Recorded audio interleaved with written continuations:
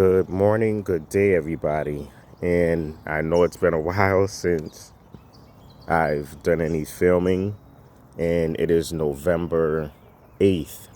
So I'm exactly August, September, October. 3 months in here in, Concao, Merida. And so let's talk about my latest developments. Looks like I'm going to get my residency pretty early. We were going to use a lawyer to facilitate that, but you know, it's better when you do things on your own. Saved us $150. I'm getting my residency through my daughter, which is great. Excited about that.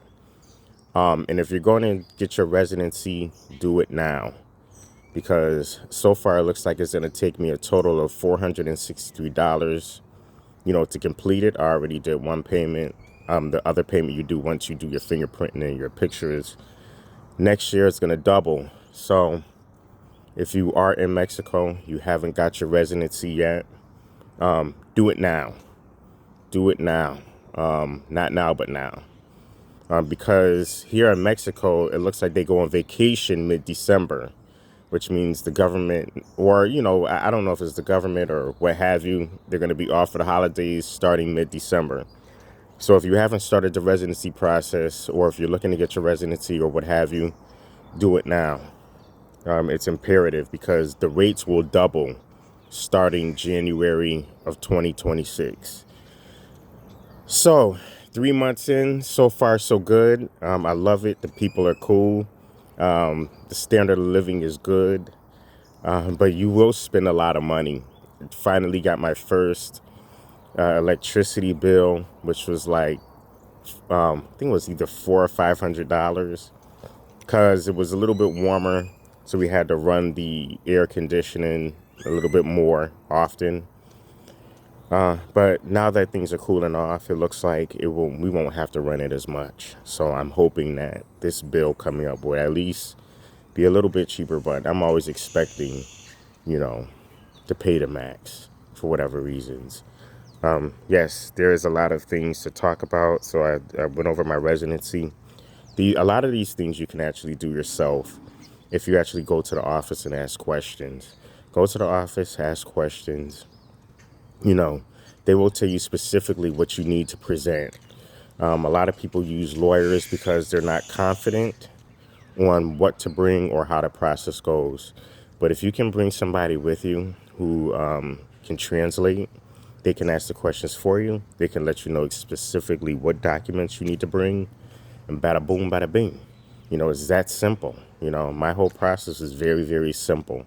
Wasn't complicated. Also, if you're looking at staying, here in Mexico, a lot of people go up there and they say, oh, we're going to be taking off. Don't tell them. I've been hearing, don't tell these people you're going to be leaving.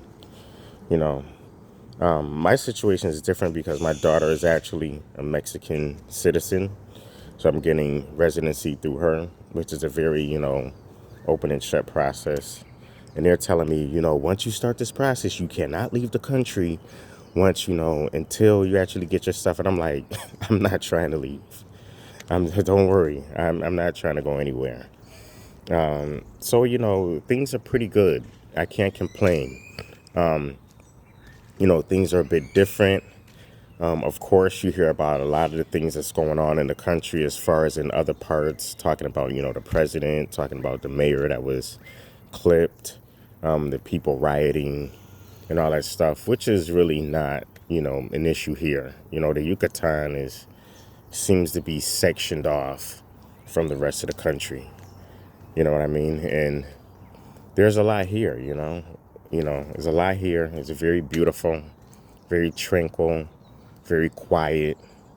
It's definitely, if you can get out of the United States, because when you look at the situation with the United States right now, it's a whole lot going on. It's a whole lot going on between the United States and Venezuela. It's a whole lot going on. Buenos dias. It's a whole lot going on between the United States and Venezuela. There's a whole lot going on between the United States and Nigeria. It's a whole lot going on between the United States and Russia.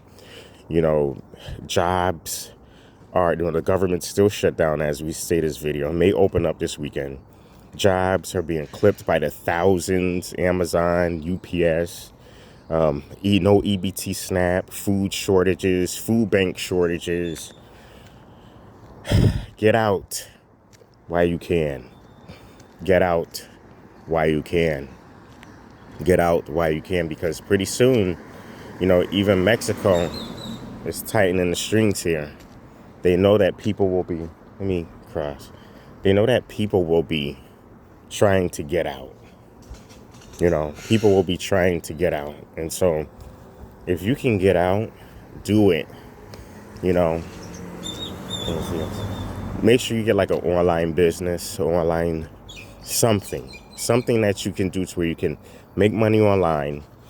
You can make American dollars, because the dollar's so strong. I think it's like 18.5 as we speak. And just do it. Make the jump. Because pretty soon things are going to tighten up in America.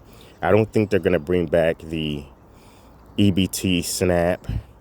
I don't think they're going to bring it back. They'll bring it back. They'll put money in, but I think what they're going to do is they're going to reevaluate everybody. And when they reevaluate everybody, I think that's when the madness is going to start to turn up, to where your neighbor is going to be looking at you like, what you got? I know you've been saving food. Even these preppers. I'm going to say something about these preppers. These preppers get on YouTube and they talk about what you need to do. They talk about, you need to do this, you need to do that, and we got this and we got that.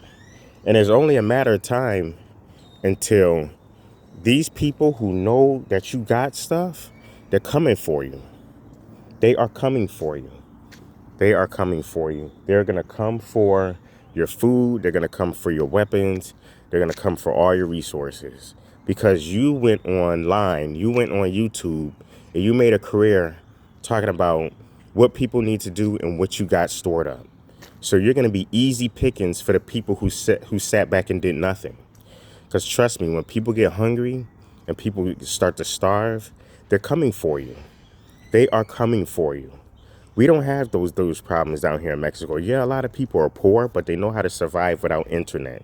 They know how to survive without grocery stores. You see what I'm saying? Like, communities come together here.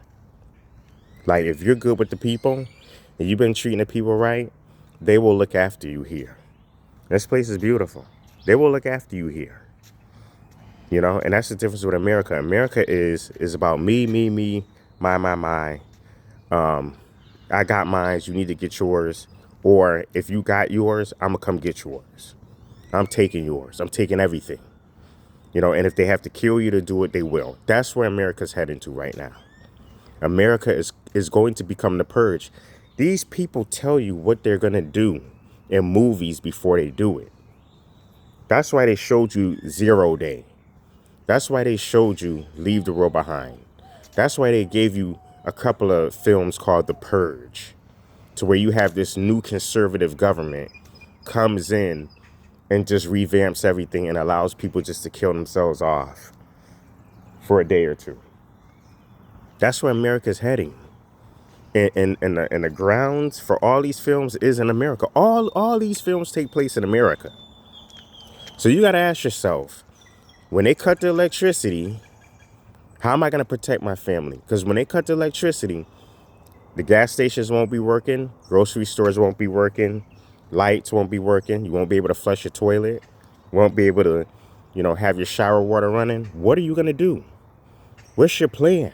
How are you going to protect your family? How are you going to protect your wife and kids? How are you going to stop bozo so-and-so from coming in and taking your daughter or taking your wife or taking your food?